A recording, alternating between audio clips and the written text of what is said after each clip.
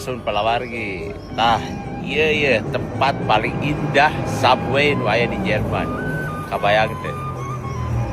Jadi ieu teh subway di luhurna Open House atau Opera House-nya.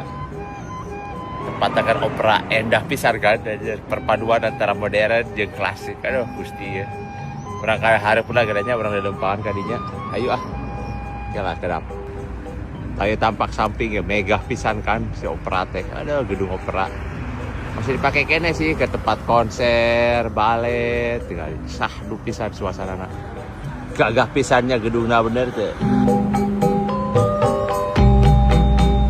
Itu kira jam 21.07. Berangkainya di Jerman mah. Nya kitu lah di Jermannya.